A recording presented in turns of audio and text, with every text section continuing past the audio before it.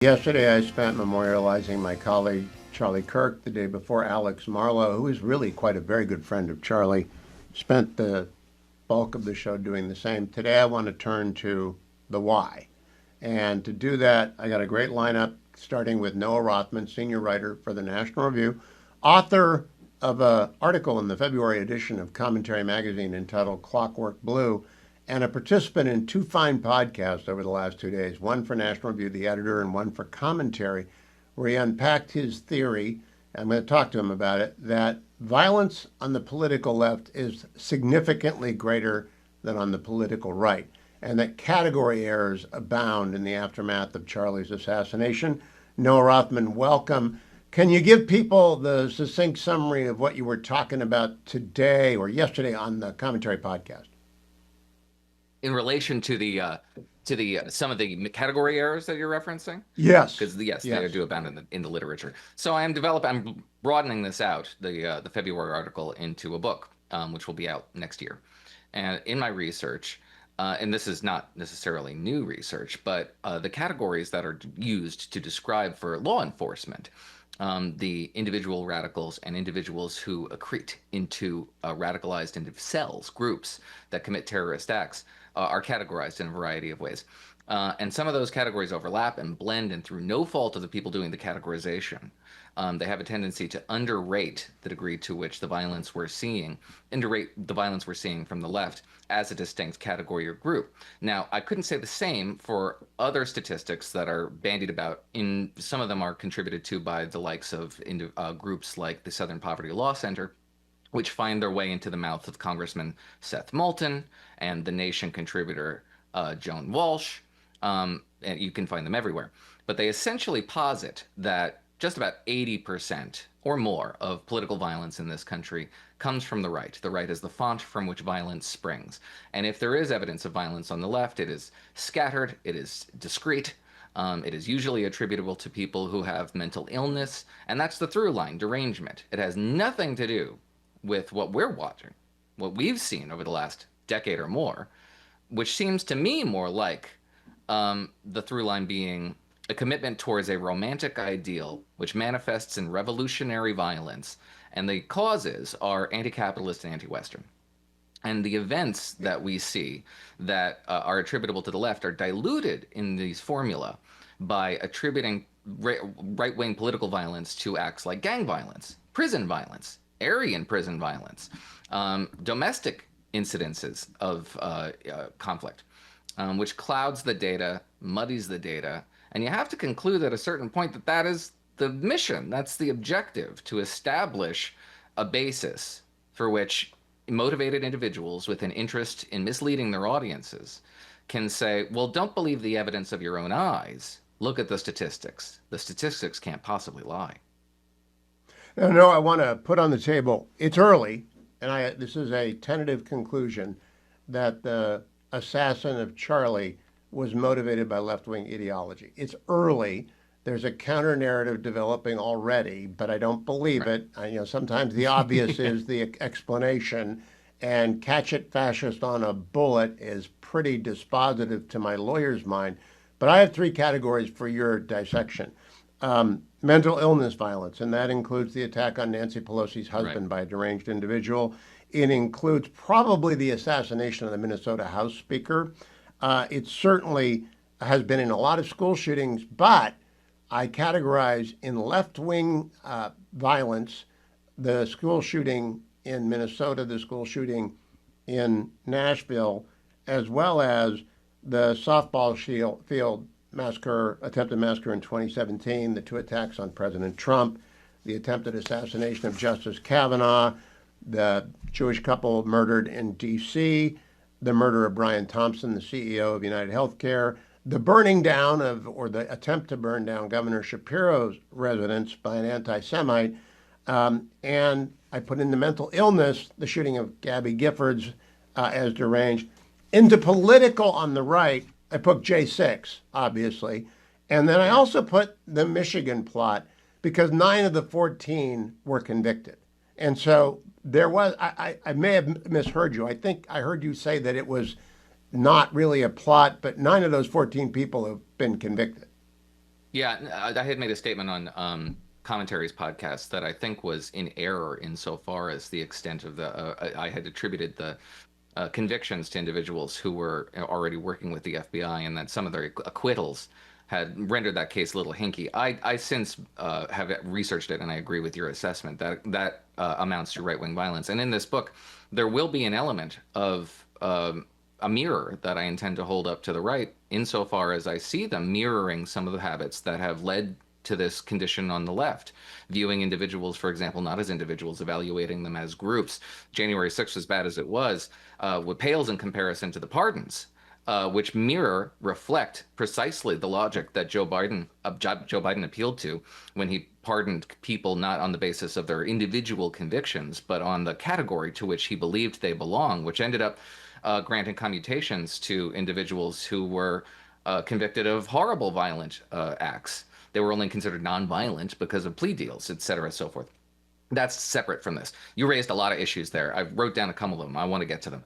On the part of this killer, that, as you say, the evidence does seem to be moving in a certain direction. You said this, catch this fascist. That seems pretty indicative. To me, Bella Ciao is even more so. Tell me why. This I is don't an understand it. I don't Yeah, sure. understand it. This is an anthem that was attributable to Italian partisans during World War II. It was an anti-fascist anthem, but it had been adopted and embraced by the Soviet Union. The Red Army Choir does a stirring version of Bella Ciao that I do recommend to everybody. They were communists, but man, could they harmonize. And that is an anthem for communist and anti-capitalist revolutionaries, has been for the better part of a half century. It has migrated online. It's now a phenomenon online, particularly among far left TikTok users, Tumblr, Reddit, those sort of ideological ghettos that individuals can retreat to and radicalize in. So that to me is indicative of sort of a far left revolutionary philosophy as well. And one of the people you didn't mention when you were talking about deranged violence was Wesley LePatner, who was murdered this spring or the summer, rather, in central Manhattan by an individual who was walked into an office building and thought he was killing an Oh, that's NFL right. official. Yeah, That's because he right. thought the NFL had done something horrible to him. Now, it doesn't matter BlackRock. what the motives of that person were. What matters is the intellectual infrastructure around the celebration of that slaughter. It was everywhere.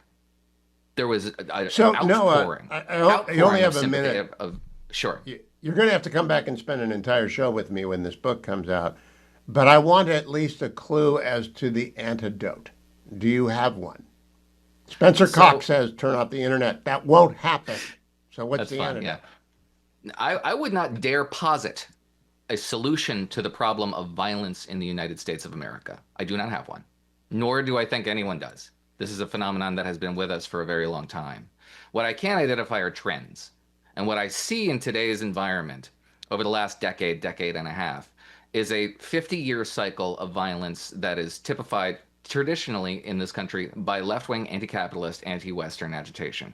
1860s and 1870s, 1910, 1920s, 1960s, 1970s, 2010s, 2020s. It's like clockwork, and it is upon us.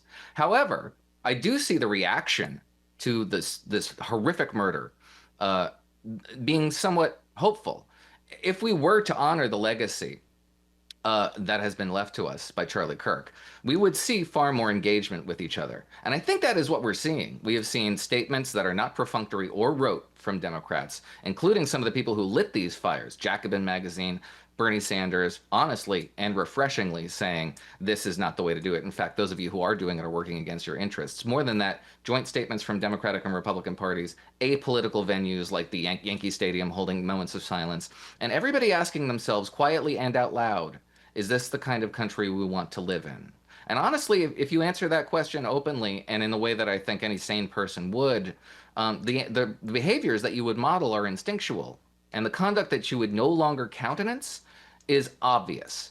And we have countenanced in the national discourse a lot of garbage, a lot of trash, a lot of conspiracy theorizing, a lot of flattening individuals and attributing them, and or rather relegating them into groups, dehumanizing them. That's got to stop. It has to go. We have entertained that childish impulse for far too long, only so that we can have enlivening political combat with one another. That was a luxury, and it needs to be dispensed with. Noah C. Rothman, excellent contributions on the Editor's Podcast and on the Commentary Podcast in the last couple of days. Thank you for joining me. Get to work, get that book done, do all the work, do all the categorization, come up with a solution, get back to it. And we'll talk to you next week. Noah C. Rothman on X. On this Friday, I'm pleased to welcome back Eli Lake, who's a contributor to the Free Press. He's the host of the Breaking History podcast and loves history. And so, Eli, of course, you know the era of the Weathermen. I got to campus after it had settled down doing my freshman year in 1974. They were all gone, and revolutionary violence had vanished.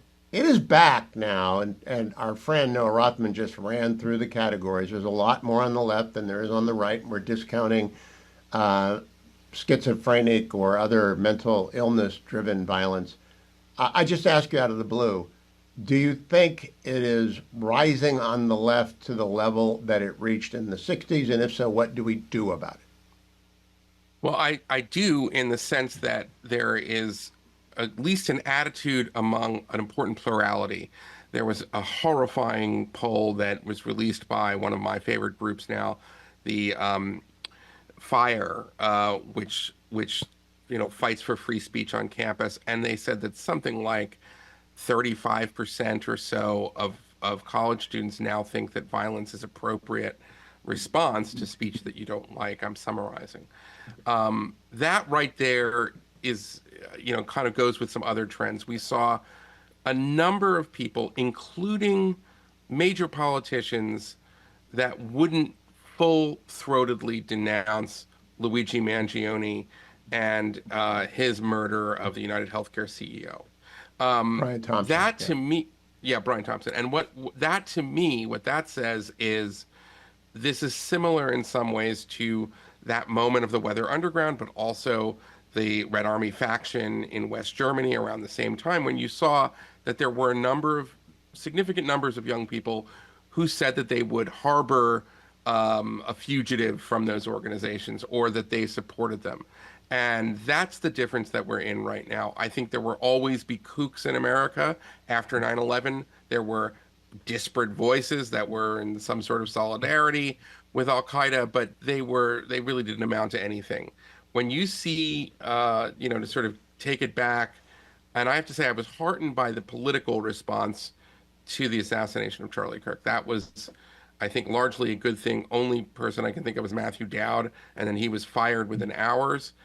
But the fact that you have a kind of what appears to be at least a plurality, a significant group of people who are saying that political violence is okay, that's the real problem. Because then that provides a kind of natural constituency, and we're in a really bad place. So, Eli, Charlie was my colleague at Salem, Yeah. and a friend, an acquaintance for 12 years. So I'm not objective about this. But I think that what we have heard about the killer thus far leads me to suspect Reddit rabbit holes of the sort that exist in the dark web and in the subculture. I don't know what the answer. The FBI can't go after every Reddit poster, nor do we want them in a position to want to do that. So, got any solutions?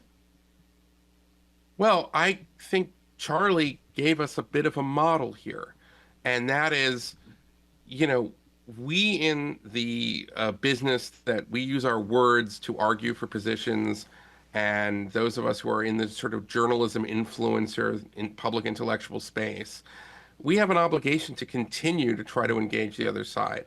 He modeled that behavior. He died literally debating college students at Utah Valley University. So that, to me, right there is the first thing, is to not allow the assassin to silence us. And that's important. And I think that the other thing is that there has to start being a kind of self-policing, I would say. I don't want the government involved. I'm uncomfortable with the government involved. It raises a lot of First Amendment issues. But universities have, for generations now, given tenure, quite literally, to Weather Underground radicals. I mean, we forget this, but because of the FBI's violation of the constitutional rights during their investigation into the Weather Underground, Bernardine Dorn and Bill Ayers went free. And where did they end up for their second act in American life? Bernardine Dorn at Northwestern and Bill Ayers University of at Chicago. University of Illinois, Chicago Illinois, campus. you're right. Right. So that right there, the idea of giving tenure and jobs to to professors or academics or intellectuals who have sociopathic views, that has to stop. Eli, did And you read there, Christopher Rufo's The America's Cultural Revolution? It's I have no, fabulous. It's one of the best I intellectual haven't. histories I've read in years. Oh, good. I will. That's a high praise. I would also recommend the book Days of Rage by Brian Burrow, which is a great recounting of the American side of this. There are some very good books as well on the Red Army faction, but that's the history. That's the context. Is that there has to be kind of a wake up call, and university presidents have to grow some stones. And it's not just the universities. There has to be kind of say we will not tolerate people who glorify violence in any way. And then the other part of it is let's all try to tone down the rhetoric a little bit. It's been for 10 years, you have the liberal Democratic Party saying that Trump is Hitler. Well, some disturbed people are going to say, take that literally, and that's another huge problem. Eli Lake, on that note, thank you. I look forward to a breaking history on the Thank Weathermen you. and where they ended up because Tom Hayden ended up as a city We did councilman one and a already, by the way. supervisor in L.A. Yeah. Quite a journey. Thank you, Eli. I need to take my relief factor because, friends, I have been in airplanes more than you could possibly ever want to do this week, and I'm glad to have a weekend ahead of me and a long trundle tomorrow and a good friend, Joe, coming to spend a couple of days just sitting around talking about how it wasn't this way when we were coming along, and it is now. But relief factor is very easy to take every single day, and I do. And just take a little bit of water. And all you have to do is call 1-800, the number 4, and the word relief, 1-800-4-RELIEF, or go to their website and get the starter pack for $19.95. I've been using Relief Factor Studios on both coasts this week, and I really appreciate the sponsorship of the program. More importantly, though, I'm kind of a wreck because I did red eyes and cross countries and turnarounds in 30 hours, and that's bad. And what's good for you is Relief Factor because it gets rid of the minor aches and pains that come with just one of those crazy weeks in our business that you just have to do and grin and enjoy it. And then just the stress that comes with losing a friend to murder. You need to exercise. So go and get some Relief Factor. Get the starter pack, $19.95, less than $1 a day. Call 1-800, the number 4, and the word relief, or go to relieffactor.com. Also want to remind you, another of our sponsors, andrewandtodd.com. Now, they're mortgage bankers with Sierra Pacific Mortgage. And if you only listen on Fridays, you never hear me talk about andrewandtodd.com because they don't do a spot on Friday. But we didn't do their spot yesterday because I was in mourning and I was doing the show for Charlie. And andrewandtodd.com would never have said, make it up, make it up. I just don't want to tell you. They're such good people, they would have never have said, make it up. But they have made it up to thousands of you who call them at 888-888-1172 when you move or you have to refinance, you have to get money out of your house with a reverse mortgage. They're two wonderful men, two absolutely wonderful guys with Sierra Pacific Mortgage. And their team, 888-888-1172 or at andrewandtodd.com, will help you make the move that you've got to make, but you've got to call them first. 888-888-1172. Rates have come down. They're coming down further. They will help you refinance ahead if rates drop even further. But get started today at andrewandtodd.com, 888-888-1172, 888-888-1172. Matt Continetti joins us as he does most Fridays when we are lucky. Matt is a columnist with the Free Press. He is the senior fellow for domestic policy studies at the American Enterprise Institute. He is a columnist for the Commentary magazine, for the Free Beacon, and a frequent participant in the Commentary podcast. And Matt, I listened to yesterday's podcast about Charlie, and I thought it was excellent. It was not long enough. I want to pick up where you fellows left off, talking about what is to be done. It's the question that's always asked, and unfortunately, the answer is never coherent, sometimes indecent. What is to be done? And I'm assuming that the early evidence is somewhat dispositive that this killer of my colleague Charlie was of the Antifa variety with the catch-it fascist bullet. Now, that could be disproven later that he might be mentally unbalanced, but what is to be done? Well, the first thing to be done, Hugh, is to try this individual and to charge him to the fullest extent of the law and make sure that he receives punishment as a deterrent to any copycats. And once we've achieved that goal, which takes time, we also need to be thinking about what we can do institutionally as a society to stop copycats and to turn back this culture of violent left-wing terrorism that seems to be rising in the United States of America. And that is a long-term project. I think it does involve more law enforcement. It involves taking the Antifa and the radical movements much more seriously than I think certainly our elites have taken them in the past. But it also means that culturally, Americans need to recommit to the Constitution, to the rule of law, to basic liberties, to everything that Charlie Kirk stood for, everything he was trying to promote when he appeared on the Utah campus earlier this week. He was there to debate. He was there to be accessible. He was there to try to reason with people who disagreed with him. And he was there to try to appeal to young people. And instead, what this demonic character did was snuff that out. And so whatever is to be done, among all the things I listed, we have to resist the temptation to give in to fear here and to let this assassin win in the end. So, Matt, let's go back to the idea of prosecution and go one step backwards to prevention. We don't know yet who the killer associated with, but no one objected when the FBI infiltrated and prevented the kidnapping and murder of Governor Whitmer. And indeed, 9 of the 14 people charged were convicted, and so I stipulate that's right-wing violence. Nobody objected, at least I didn't, to the prosecution of the January 6th mob, especially those who committed violence. The pardon is a different issue, and there are lots of reasons why the pardon might have been a good idea if you want to accomplish a lot in a hurry. But would you be in favor of the resurrection of COINTELPRO, but with more concern for civil liberties? That being, for the benefit of the Steelers fans, the FBI's attempt to infiltrate the radicals of the 60s. Do you think we need to do that? I do think we need to do it. I think there's a problem in today's society, which is because of social media, you don't necessarily need the level of organization that we've had with terrorist groups in the past. That as one individual can be radicalized, can be inspired by someone like Luigi Mangione, and then just set on his own course toward doing something despicably evil.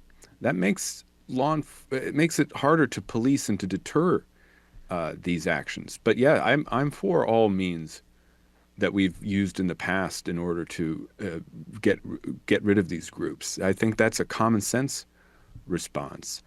But I also think, Hugh, that we have to have a response at the cultural level. Every college president should be coming out right now and saying the fact that this act happened on campus was a tragedy, and I, as a college president, am recommitting to the principles of free inquiry and open debate and viewpoint diversity.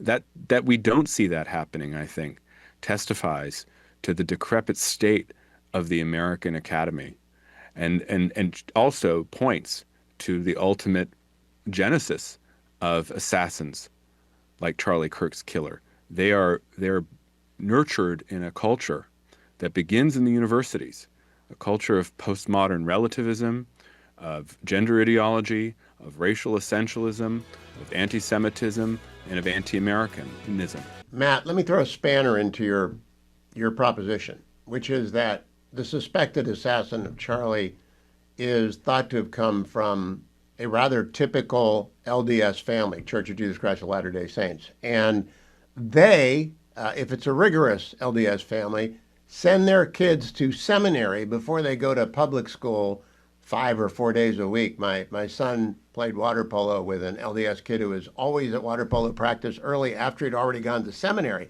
So he came out of an intact family, and he goes off to college for 4 years, and or he doesn't. I don't know what happened to him. That's the early outline.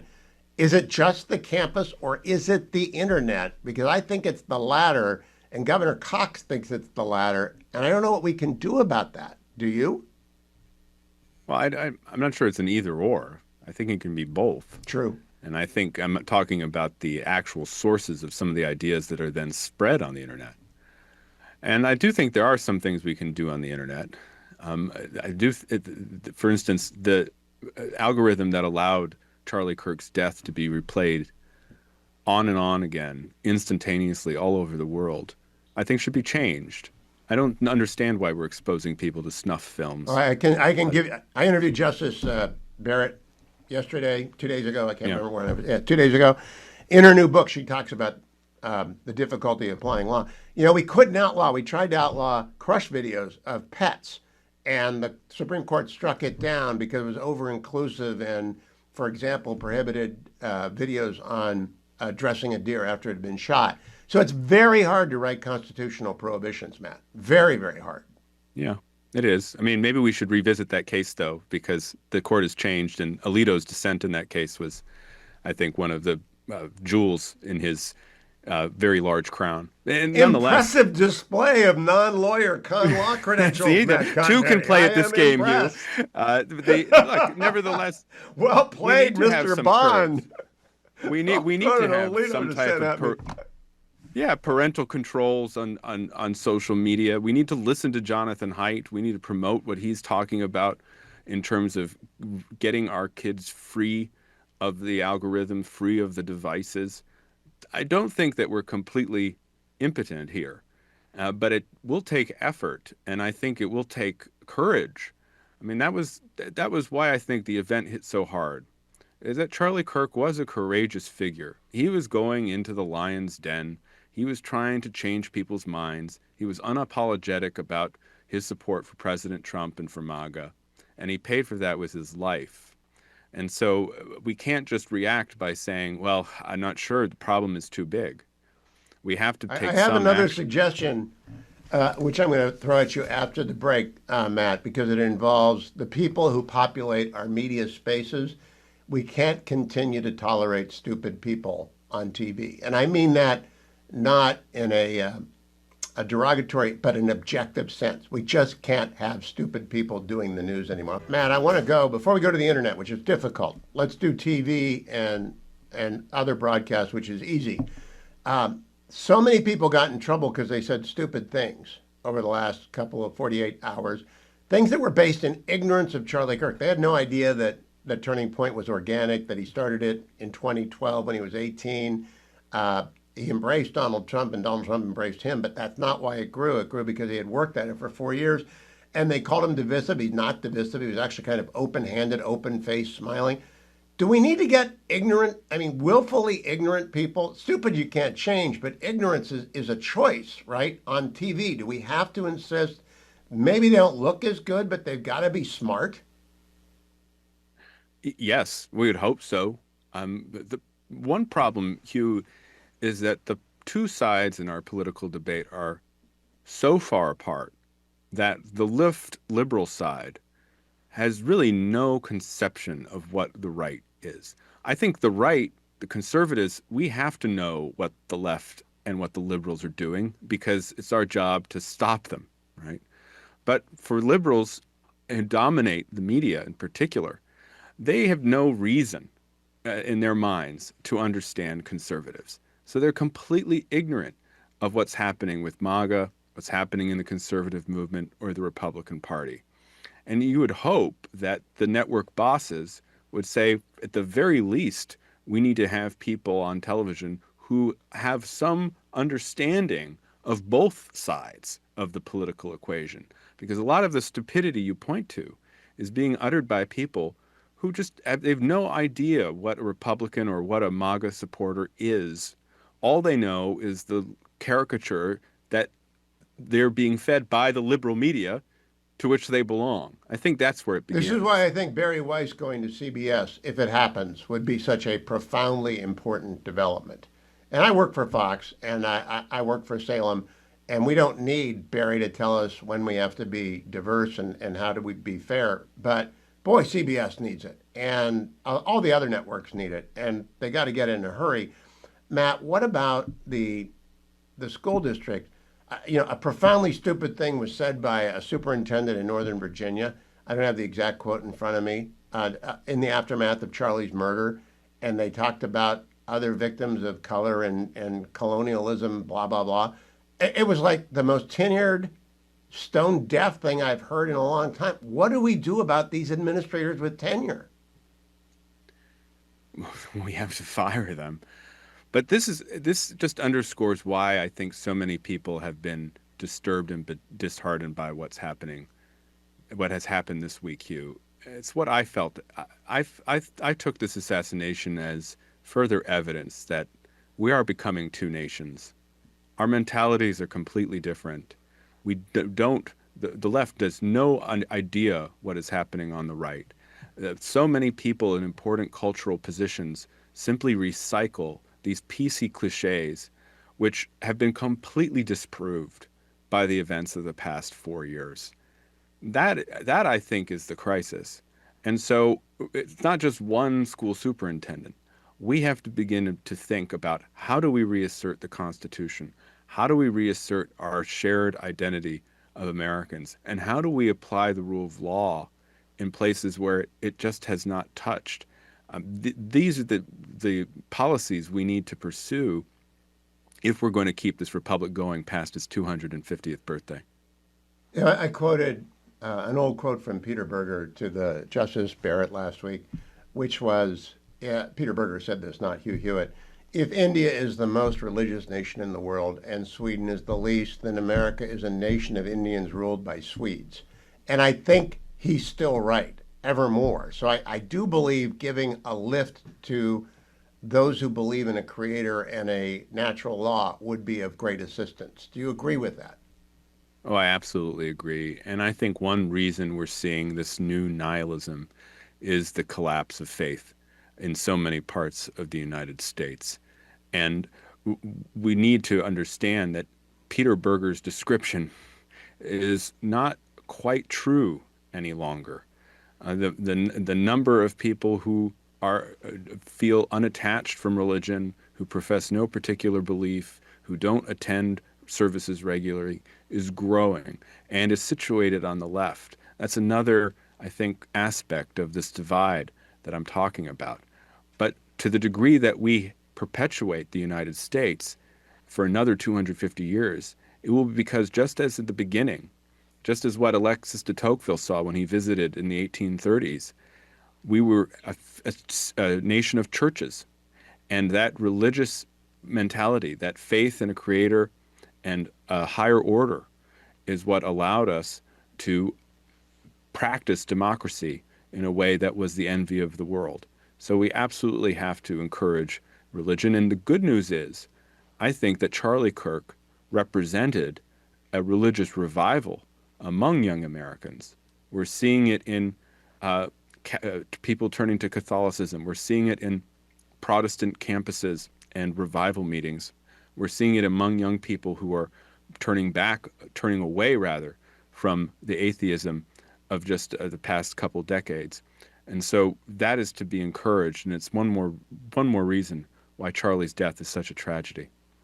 Last night I was with a friend, Alan Estrin, who co-founded PragerU with Dennis, and Alan made the remark that the assassination of Charlie hit so hard because Charlie was at about 40% of his capacity. He was already as big as Rush. He was already having the impact of Rush, and who knows what he would have done over 30, 40 years. And part of that was his evangelicalism. I mean, the guy was really preaching towards the last 2 years. It was not much of that when I first met him in 2012 or 2013, but he had become really quite a spokesperson. By the way, I've noticed it on the commentary pod. Do you hear it as well? More faith, less reason? I mean, Jerusalem and Athens together, yes, but more faith, less reason. Do you hear it?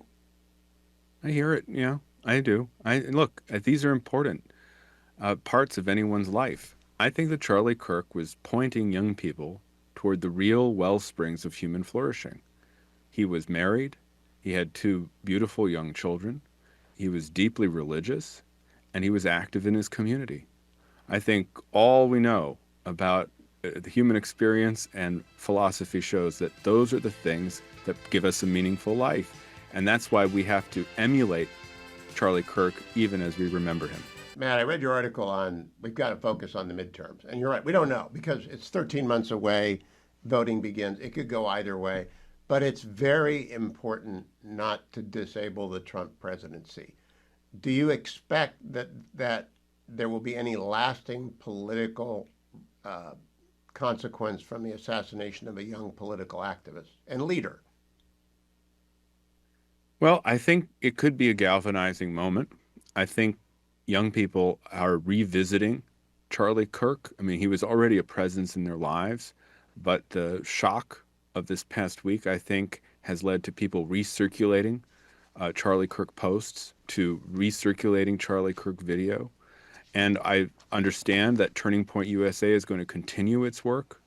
And now it has that kind of rallying point to show that they won't be intimidated by what happened this week.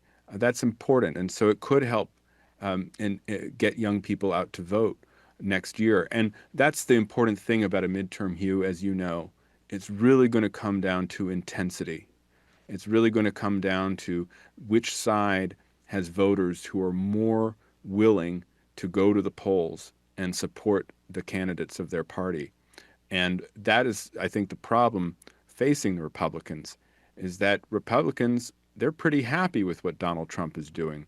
They might not feel as much of an urge to protect the Republican majority in the House, whereas Democrats have gone off the wall, as you and I talk about every week.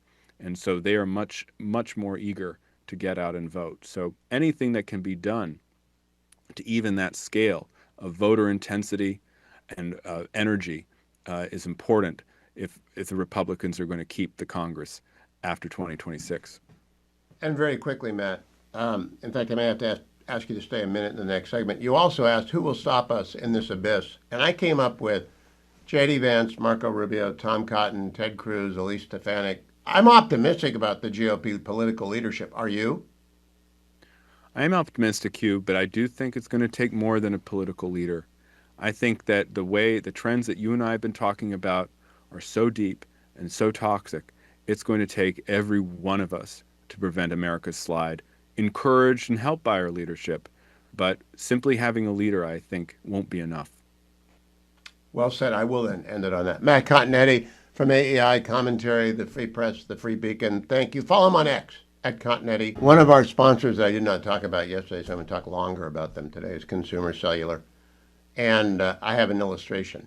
Some of you want an unlimited data plan. And I have one because I took a red eye that stopped in Dallas before I went back to D.C. on Wednesday night to Thursday morning. And so I was on the road when Charlie was shot, on the road when he died, in the air, in the aftermath, in the hunt. Didn't get home until the wee hours of the morning. I was on my phone the whole time. I was just consuming data left, right, center. I need unlimited data. If you need unlimited data and you're over the age of 50, if you think you might need it someday, journalists always need it, you want to switch to Consumer Cellular. Their phone number is 800-411-4454. When you call them, if you use my name, Hugh25, you'll get $25 off your first 5 months, meaning $5 a month for the first 5 months for a total of $25. So that's a good reason to remember Hugh25. A better reason to call 1-800-411-4454 is that you can get 2 lines with unlimited data on both of them for $60 a month, which is going to beat whatever you're paying right now. So go and look at your phone bill before you call them. You can also visit consumercellular.com/Hugh, consumercellular.com/Hugh. You can better manage your cost of living, even if you're an unlimited data user, by making sure that Consumer Cellular is your data provider. And don't forget, $25 off when you use the promo code Hugh25. You can have savings without sacrifice, especially if you're over the age of 50. You want to call them and ask them about their unlimited data. 2 lines. Keep your number, keep your data, keep your contacts. They'll do it all for you. They'll make that switch. Go to consumercellular.com/Hugh or call 1-800-411-4454. Finally, webroot.com/Hewitt. Hundreds of thousands of people have gone to watch Victor Davis Hanson and I talk about Charlie over at my YouTube channel. Hundreds of thousands, it's probably 300,000 people now. They wanted to hear what VDH had to say about Charlie. And they found out that VDH had been the subject of identity theft and bank fraud. And they're kind of stunned. I was too, but I didn't want to talk to them about it because we were talking about Charlie.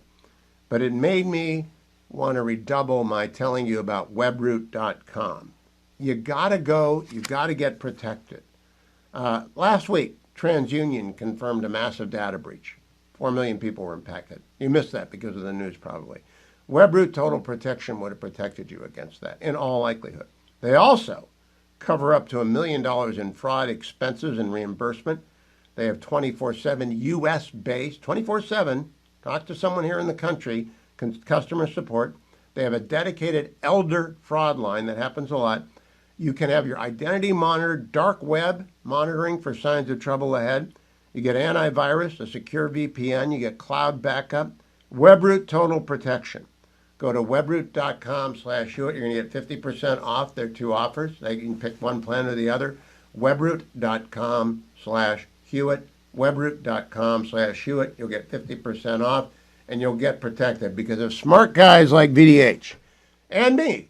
We got hacked at the studio and lost all our data to a hostage-taking situation. We didn't pay it, but I got safe after that. Webroot.com/Hewitt. Coming up in this hour, I'll be talking with Ben Domenech after I talk to United States Senator Steve Daines in the next segment. Senator Daines was a friend of Charlie Kirk. I'm glad to talk to him about Charlie. And then Ben Domenech has always provided great commentary. The Big Ben podcast earlier this week was before Charlie was murdered. So I'll be hearing what Ben thinks about that for the first time. Please don't miss that. I am following developments about the assassin, and I am not comfortable saying other than it is my belief that he was Antifa adjacent and a radicalized during college. He was a very smart high school student, married in a faithful LDS, raised in a faithful LDS family. Charlie had just finished complimenting the Church of Jesus Christ of Latter-day Saints, making the point I always do. We don't agree on theology, but what a wonderful institution for America and the world in terms of its works and how it trains up its young men and women. He was not an LDS missionary. He got a scholarship to the Utah State, where my father-in-law went to college before becoming a Marine for life. And it's a great university. I taped Elder Neil Maxwell there years ago for a PBS special in Utah. I know it very well. And I'm guessing he went off the rails because of Reddit, subreddits, and internet hate that turned him into a propaganda machine for the left, given what is reported to have been his arguments about Charlie to his family at a family dinner. We'll learn more by Monday's program. Let me talk to you about the market. I didn't know what the market was going to do today because it's been such an unsettling week. And the market, however, is never, ever concerned with news. It is only concerned with earnings. And this is brought to you by AmericanFederal.com. And if you want to buy gold, you want to do it with American Federal, with my friend Nick Grovich and a team at American Federal. 800-411-4454. 800-411, what am I doing? Wrong number. 800-221-7694. That's what happens when you miss one day of reads. We didn't do any embedded advertising yesterday or a market report. I was Morning Charlie, and get out of the habit. AmericanFederal.com, 800-221-7694. 800-221-7694. The market today, the Dow was down 0.5%, the NASDAQ was up about 0.5%, and the S&P was flat. What do I read into that? Nothing. I have a story to tell you about it, though, in a second. What did gold do today? Gold went up again. It's now at $3,684 an ounce. Why is that? Central banks are buying gold. Ought you to buy gold? I've seen various estimates of how high it might go. Call Nick and ask him. Don't buy on a whim. Don't buy because you've missed the market. Buy because it diversifies your portfolio, because you cannot beat the pros. Get diversified, have some precious metals. If you have wealth, if you've accumulated some wealth, have some stocks, have some bonds, have some cash, have some precious metals. When you buy the precious metals, it doesn't matter what price you buy it at. You don't buy it to trade it. You buy it to save it. And over the long haul, over the past 100 years, gold more than kept pace with inflation. And boys have been doing that in the last year. 3,684 come January. It's going to hurt because I always buy the same amount of gold every January. And I buy it from Nick Grovich. 1-800-221-7694. Or you can go to AmericanFederal.com. Let me tell you why you want to be diversified, including precious metals. 800-221-7694. I had dinner last night with a hedge fund manager in D.C. And I'm just going to say his first name is Joe. And Joe knows so much more about investing than your average broker, investment advisor, anybody. Because he's made a lot of money. A lot of money. And he gives a lot of money away. He's a philanthropist. Wonderful guy. I could have talked to him for 6 hours because of his specialty, which I'm not going to tell you. And I knew a little bit about his specialty, but not much. Boy, did I not know much. I found out how much I did not know about his specialty and how he invests in his sector. And as I sat there, I kept thinking to myself, I told him, I never give investment advice, ever, ever, ever. I do believe in diversification because unless you're him or someone like him, a woman hedge fund manager or a man hedge fund, who's doing it 24/7, 365 for 25 years. Unless you're that person, you're going to get beat up by the market. Unless you do dollar cost average investing, meaning the same amount, same time every year, and unless you're diversified, you're going to get beat up. Right? So it's a long game, and you got to be diversified. Part of that is precious metals. If you're going to do that, call Nick Grovich, 800-221-7694. Now, if I can, I want to play for you Dr. Larry Arnn. He'll be back next hour, but we pre-recorded the next hour about Winston Churchill before Charlie was shot. So it's not going to mention Charlie except in passing when I do the ins and outs of the hour. But I want you to hear what Dr. Arnn said today on Hillsdale College's Instagram account, because he loved Charlie and Charlie loved Hillsdale. Here's what he had to say. I want to express the condolences of my wife and me and of all of Hillsdale College to the family, Erica, and the children of Charlie Kirk. Charlie was a friend of mine. The way he became a friend tells something not so much about what he achieved, which is famous, but how he achieved it and how he deserved to achieve it. I met Charlie when he was 19. He was already becoming famous. So I asked him what he did, and he said he did Turning Point, and I said, what is that? And he said he's going to improve the culture on college campuses. He had this curious mind. He wanted to improve it. He wanted to grow. He had the humility to know that it was important to know and that he didn't. And he had the confidence and assertion to seek to know. And what did he want to know? He wanted to know all the basic things on this earth. And he wanted to know how they reach up to heaven, where he must be now. He was a believer in the Almighty God and a faithful servant of him. It was been no surprise to me then that Charlie would build a massive organization, reaching millions of people. No surprise to me that the 800 or so people who work for him loved to do that, found him an excellent boss. No surprise to me that he would go on college campuses on the day he was shot and address all and sundry under the topic, "Prove me wrong." No surprise to me that he would be incisive and effective in those arguments. No surprise to me that he was never demeaning of anybody, and he never lost his temper. He was a reasonable man. He was a serious man.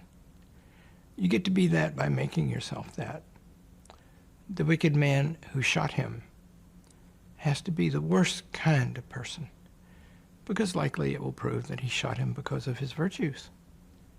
I'm privileged to know lots and lots of high-minded, intelligent, and serious young people. Charlie is one of the best I ever saw. It's an honor to have known him. The benefits he brought our country will continue. In some ways they will grow because of his martyrdom. I want Erica to know that we will help her with those children in any way it is in the power of a college to help, and that is some significant way. And I want everybody to stop and pause and think about the good of Charlie Kirk and pray for his family. Thank you. Dr. Arnn is at his most eloquent when he is his most serious. And that's as serious as he gets. He is never serious with me because conversation about great books and great people is fun and joy-filled. I talked the most with Charlie Kirk about the Hillsdale Dialogues, which he listened to every one of them. He loved to learn. Charlie was a learning machine. And when I first met him, 18 or 19, it's in 2012 or 2013, I haven't got my calendars available. And he came to Colorado Christian College, as I told you yesterday, and he taught an hour out of the 20 I was supposed to teach. And Charlie, just from 18 to 31, never stopped learning, always open. He was not a mentee of mine, but he looked up to Dennis Prager quite a lot. Charlie and I were politically aligned on 90% of stuff, but we would argue about some stuff. But he loved the Hillsdale Dialogues, not because of me, because of Larry Arnn. Loved Hillsdale and watched their courses, loved the Claremont Institute, took their courses, loved being around people who loved ideas. And Dr. Arnn is so right about how he was kind and always engaging and always fun. And I hope that gets shown on networks far and wide so that people understand Charlie was not divisive. Charlie was energized in the classical Western tradition of argument and learning. And I do not know why so many people do not know anything about him when it is so easy to find it out. I'll tune in to Hannity tonight. I'm going to join Sean talking about our friend Charlie Kirk. Probably do it with Brian Kilmeade over the weekend. I'm checking in with some friends of Charlie today as well, including United States Senator Steve Daines from the great state of Montana. Senator, welcome. I'm glad you're available because I talked to John Cornyn. I caught up with Tom Cotton. I'd like to know what you thought about Charlie and his impact on the Republican Party and movement politics generally. Hugh, this is one of those moments that come in life that are shocking, unexpected. I remember distinctly on Wednesday when the call came into our office from a couple of former colleagues of one of my staff members who were at that event in Utah. They were right in the front. Oh. So we knew about it literally within 2 or 3 minutes of Charlie being hit and going to the ground. And it was a reliable enough source. Of course, they were frantic. I had to go up to a hearing in the Senate, and I was sitting next to Mark Wayne Mullen, Senator Mullen, and I said, "There's news that Charlie's been shot." And we're just both shocked, and there was nothing at that point that was available on social media or any breaking news.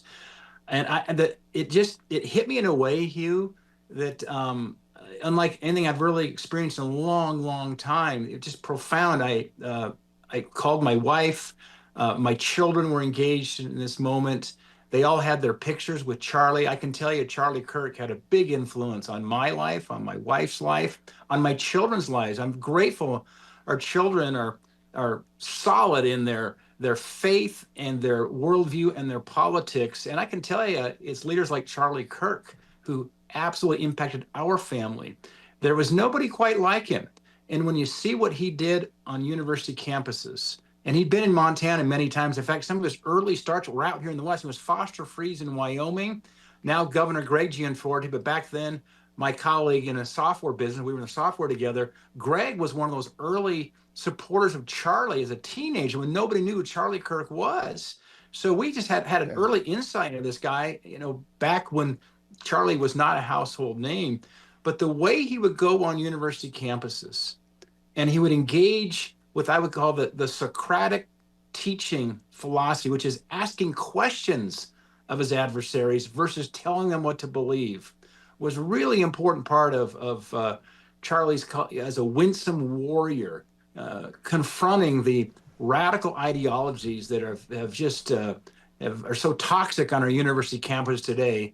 And Charlie was one of these bold, unafraid, humble, but as they called him, tender-hearted lion. That's Charlie Kirk. And I remember when I was campaigning with President Trump in the 24 election, when I was running the NRSC in this last cycle, making sure we got the majority back for Republicans, when people would ask me, they would say, how are we going to win the youth vote? How are we going to influence this next generation to embrace the ideals, the foundations of this great country called the United States of America? I always had a two-word answer, and it was Charlie Kirk. Senator, you used the L word, and I'm glad you did. He's been called an influencer. He's been called a commentator. Charlie was a leader. And you also point out he grew this organically. I first met him in 2012 at the Western Conservative Summit when I was teaching for Bill Armstrong, a course to high school students. And Senator Armstrong said, "Can I roll in this kid, Charlie Kirk?" I said, "Sure. Give him the floor." And I was amazed. He had a lot of energy. But what impressed me, Senator, he kept learning. And Alan Estrin, you may know Alan, he co-founded Prager University, said to me last night, the real tragedy, the reason it hit so many people, is that he wasn't even at 50% of what he was going to become. He's already Rush Limbaugh big, but the trajectory was endless. He could have, I hope Turning Point endures and grows, but Charlie was the engine that built that, and it really did change the election in 2024. No doubt about it, Hugh. I mean, when you think about the Charlie Kirk when he was just 18, 19, 20 years old, at that time he had the maturity of, let's say, somebody in their mid-30s. Then he gets into his early 30s at 31 years old. He had the maturity and the intellectual capacity of somebody you think more in maybe their 40s and 50s. And so this was a very, very unique individual. And you could see the maturation, not only in the way he presented his case, frankly, through a lot of just, trial and error over and over on the campuses, refining the way he engaged the radical left. But I also saw a deepening in his faith. He just became increasingly more anchored in his faith, which despite the popularity and the success he experienced, I think that deepening of his faith, he never lost sight of who he served ultimately in his Savior, and it kept him humble and grounded. You saw that as a loving husband, an amazing father, those two sweet children. And at the end of the day, I always think that people only believe what they discover for themselves. And that's why Charlie was effective. He brought people who were opposed to his ideas through a process of self-discovery by using that Socratic teaching methodology. He helped them articulate what they really believed. And through that process, he was almost like an evangelist in terms of for conservative thinking, but also for faith. That intersection made him uniquely effective across campuses in the United States. I can't improve on that, Senator. I just point out that it's very remarkable for a young man to be known to as many people as he is known, especially to people who are leading the country like you, Senator Daines, active in election. Charlie is really a unique human being and will be greatly missed. You also mentioned Foster Freeze. Completely different ends of the age spectrum, right? But both happy warriors. And we're blessed to have known them both and sorry to have lost them both in the last year. Senator Steve Daines, always a pleasure. Thank you for joining me, Senator. Thanks, Hugh. I do think it's amazing that everyone from President Trump to the kid who just joined a Turning Point chapter last week knows Charlie and feels like he's his friend. And I hope that love encompasses his family. I want to thank Relief Factor for having studios for me on both coasts because I've been just going this week. And it's because of Relief Factor, which I took last hour, as telling and fetching Mrs. Hewitt, I can't do this anymore. I can't do the red eyes anymore. I'm not cut out for it, especially when you're upset and grieving the loss of a colleague. And I'm not going to do it anymore, no matter what the events are and who needs me. I've just got to say no. And Relief Factor, though, will get me back in fighting shape for the weekend and hopefully be back ready and rested and free of the aches and pains that come with traveling. That's Relief Factor. Call 1-800, the number 4 and the word relief, 1-800-4-RELIEF, or go to their website, relieffactor.com. Please don't forget either StopHealthCostHikes.com, StopHealthCostHikes.com. Our friends over at Americans for a Balanced Budget are running StopHealthCostHikes.com in order to argue for tax credits for people forced by Obamacare into the state exchanges, which is bleeding them dry already, and which the prices of which will skyrocket unless new tax credits are extended to them beyond the end of this year. And I suppose Democrats could help fix Obamacare, but until they do, let's get people tax credits. Please head over to StopHealthCostHikes.com and join the effort. StopHealthCostHikes.com. Joined by Ben Domenech. He is the host of the Big Ben podcast. He is a contributor at Fox News, editor at The Spectator, author of The Transom at Substack. Ben, I know you're on the West Coast, so you're a little bit ahead of me. I was out there earlier this week when Charlie was shot, but I haven't heard your reaction because the Big Ben podcast, very good though it was recorded before Charlie was murdered. So give us your response. So I wrote something about this at The Spectator, and then really I think that the thing to understand about Charlie is that people are aware of his work. They're aware of how important he was politically, that he moved so many young people across the country in such a significant direction. But I think that people underestimate how truly innovative his ideas were at the time, and particularly looking back at conversations that we had over a decade ago on email. I was just struck by this young guy who basically said, the focus of the right is just at this point, Obama's dominant. Give up on the young people. Give up on trying to make the case to them. Don't even try. Just wait till they get mortgages and they get older and they have kids and that kind of thing, and then we can win them over to the cause of conservatism. And he said no. He said, no, we have to meet these people where they are. We have to make the case to them, and we can make the case for them if we are willing to go where they are and stand up and be courageous and debate people. And he did so with a sense that while it was conservative, was also moderate in tenor, meaning the way that he has been described in the public square over the last couple of days is completely foreign to anybody who paid any attention to Charlie. And it certainly is at odds with who he was as a person, who he grew to be as a man, and particularly the level to which he respected the people on the opposite side as he was debating them. It's been revelatory to see how evil some of these people have been publicly in celebrating his death. None more so, I don't know if you're aware of this, Hugh, but just because it is something that I'm aware of from the British side of the Spectator. Charlie went to the Oxford Union and debated people there just a few months ago this year, and did so, of course, in his normal manner, respectfully, winning a lot of the arguments, winning over the crowd over and over again. The incoming president-elect of the Oxford Union sent out a message to a mass WhatsApp group saying, Charlie Kirk dead, let's effing go. Now, this has inspired, as you might expect, some backlash and apologies from various people and calls from former Oxford Union presidents, obviously an extremely famous debating society, that he should not ascend to the presidency.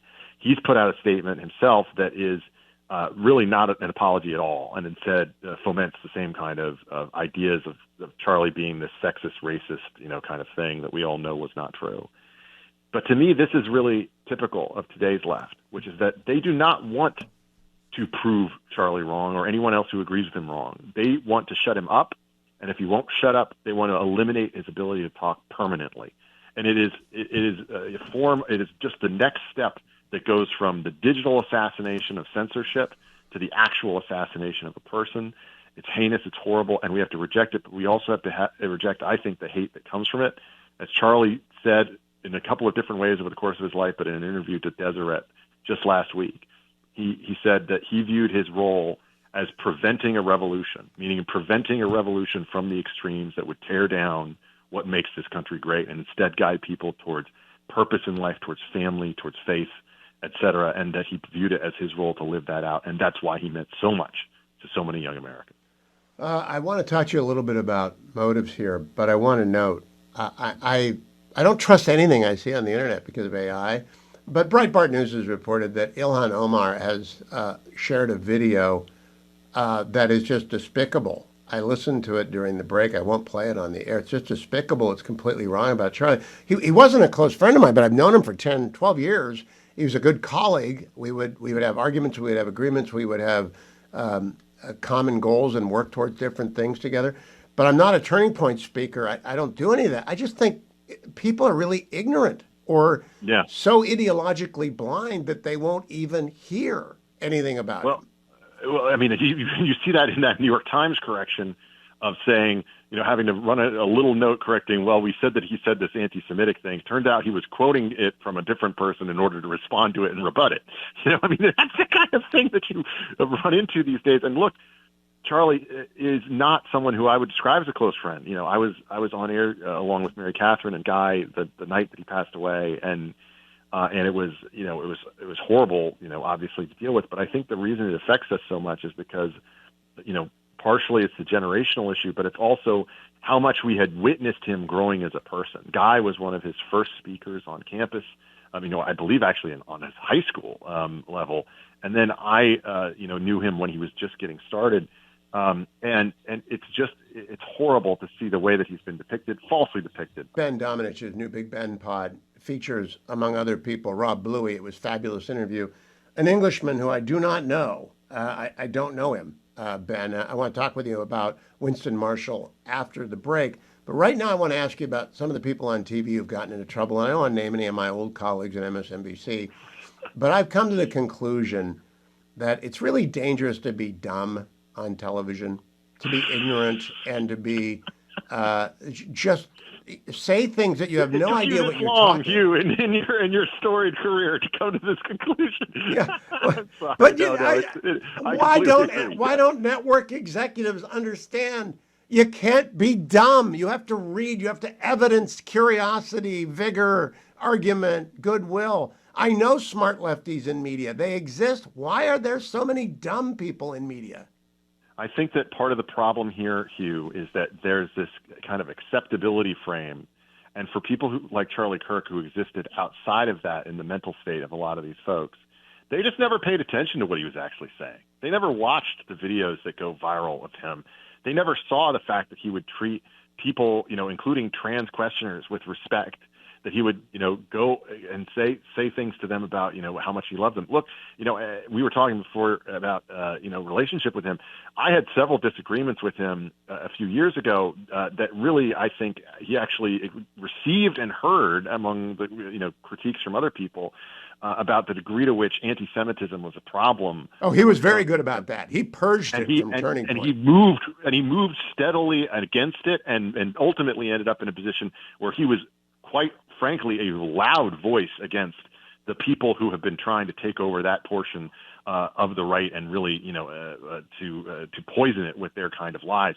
But look, I think that there are so many people on the left who just don't even know what he said, don't even, have the curiosity to actually look at this guy and what he was doing. He is essentially describing traditional mainline republicanism as it exists today. And yes, it has a tinge more of the social conservatism to it, perhaps, than they're comfortable with. But, I just find it completely, at odds with the person that these people love and view in the light that they have. To describe him in any way as a Nazi, a fascist, a white supremacist, to compare him to the Klan or something like that, as people have done, it is heinous. It's a lie. And what it actually does is it drives people in a more extreme direction in a way that only, I think, creates more problems for the country and creates more problems for the left. As my friend Mike Solana put it, when you kill off the nice guy, eventually there are no nice guys left. And I think that that's a real risk that the left runs here of basically read it. Well, if you're going to call us Nazis enough, then there's some people who will actually embrace it. I hadn't thought of that. And you're right. What's it get you to go onto college campuses and be nice? Shot. Yeah. Shot. Yeah. Ben, I was listening today to Winston Marshall and you talk on the Big Ben pod, and I could not, Karl Popper came up, and I hear Karl Popper talked about all the time. What is the theory behind the people who are soft on crime? What is it that they're trying to accomplish? Because you had this fascinating discussion about, we can't trust Silicon Valley, we can't trust Soros. They're all Karl Popper people. And I said, what is their theory of the case? What do they think is going to happen when you don't institutionalize deranged people?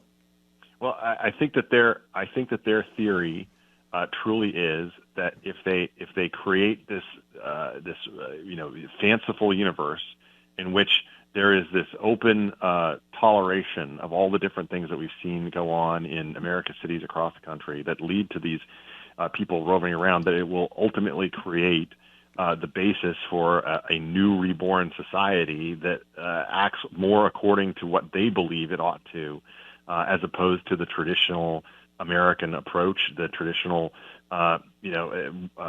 aspect of the American life that has led us to, from my perspective, very great success. I as it happens, I was looking back at a David Horowitz quote recently that was about this, about the nature of the American socialist and how basically the current socialists, and he was writing this obviously years ago, what are completely at odds with, basically a country that has, in comparison to the socialist experience, is basically heaven on earth. And that because of that, it creates this bitter hatred of the society that they inhabit and of the people who inhabit and enjoy around them. And that the only way to approach that instead is to essentially create a devastation that will allow them to destroy it, to bring it down, and to rebuild.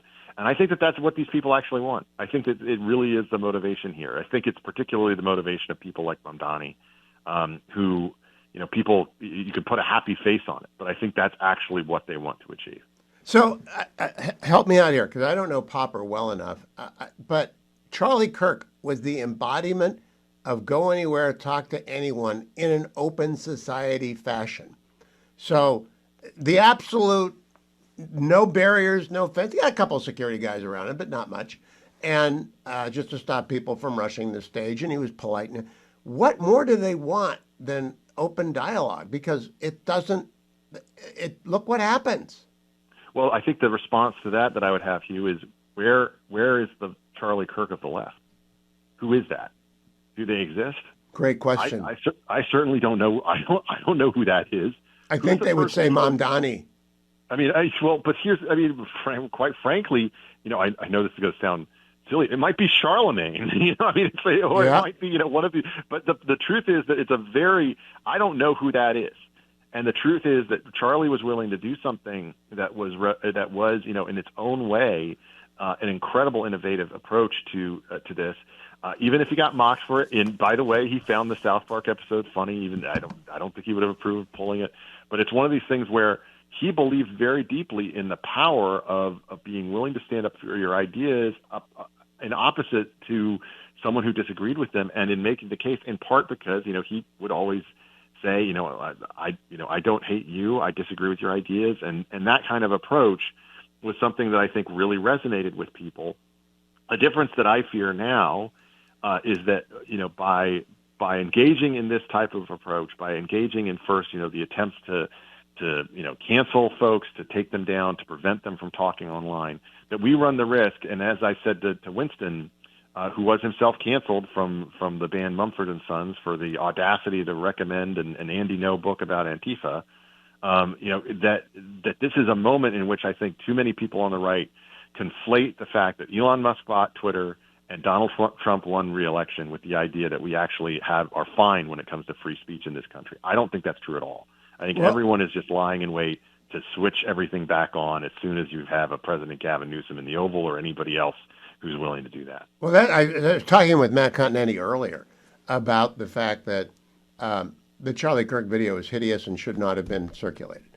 It's something you can't unsee. His poor children will have to grow up with that.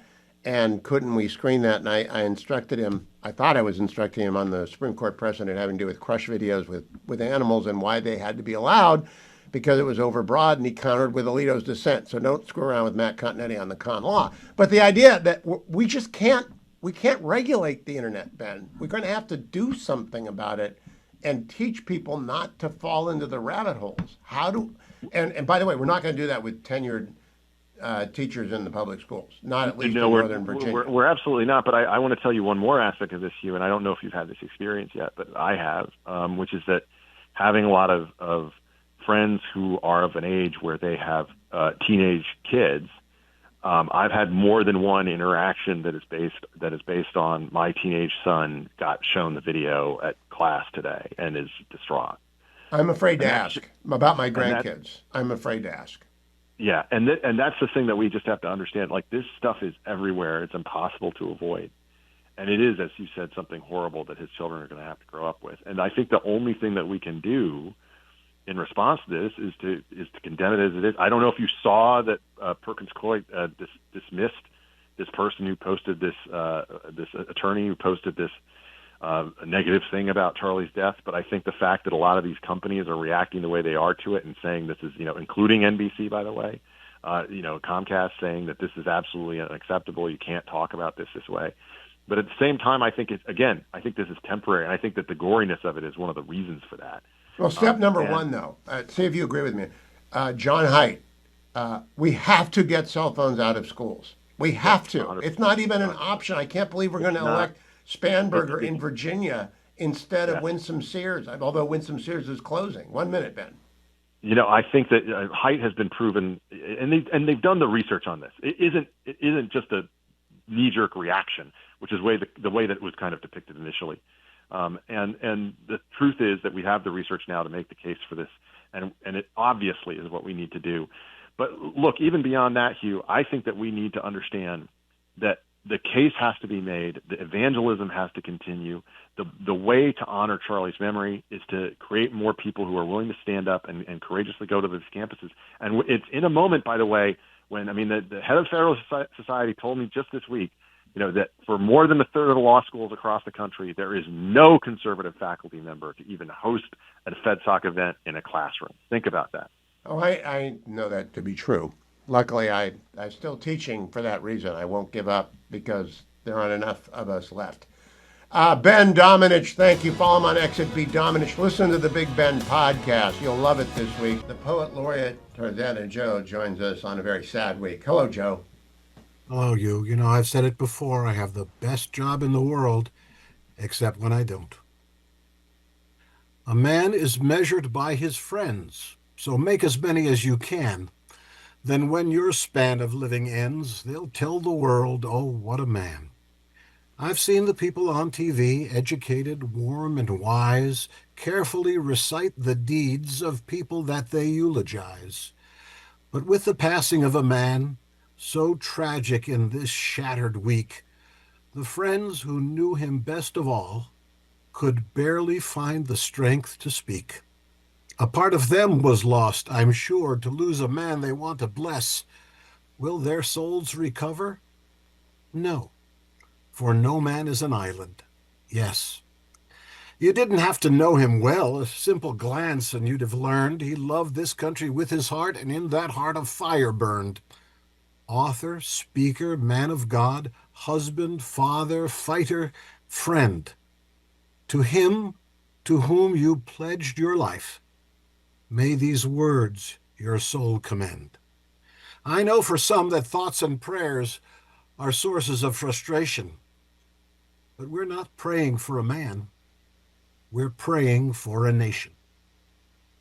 That's Charlie by Tarzana Joe. Oh, that's beautiful, Joe. I know what you're talking about because so many people who knew him. He's a colleague of mine. He's not a dear friend. I didn't work with him. I didn't know him that well. I just knew him as a colleague. But my goodness, the people that knew him as a friend, and a friend indeed, the way I know you and others, they're crushed, and because he's a good guy. He's a good man. And I love that Charlie poem, which will be at tarzanajoe.com for people who might want to send it around to their Turning Point fellow members. I don't know how you put that together, Joe. How long did that take? You just sit down to it and try to organize your thoughts. And that was what's so impressive to me. These people on TV, on Fox, wherever, trying to be coherent, and just, you could see them physically shuddering. And my friend Katie Pavlik who really is a friend and a colleague, I sympathize with her doing the impossible. It would be impossible for me if I was her age and talking about a friend her age who'd been murdered that way. Well done, Joe. Thank you. It will be posted at tarzanajoe.com, tarzanajoe.com. And if you have any poetry needs, please drop Joe a line at tarzanajoe@reagan.com, tarzanajoe@reagan.com. Let us take a moment away from the tragedy of this week and go back in time to a very dark time, the 30s, and talk with Dr. Larry Arnn, who you heard earlier eulogizing Charlie, and instead talk about Churchill and how he rose up to save civilization and why you ought to know about it.